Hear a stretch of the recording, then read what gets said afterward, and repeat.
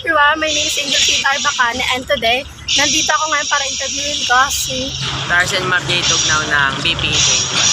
Ngayon, ang tatanong ko is, paano mo napapahalagahan ang pagiging scholar ng bilang isang estudyante sa UTM?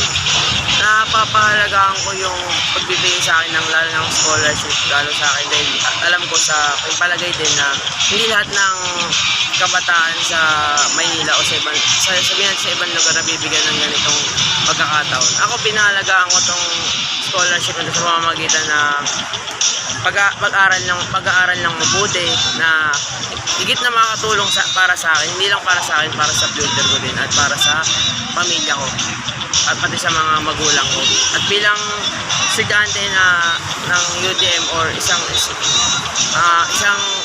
produkto ng scholar ng bayan, mas nagbubutihin ko pa yung ng aking pag-aaral sa abot ng aking mga kaya. Ayun lang po, maraming salamat. Maraming salamat po, Mr. Larson.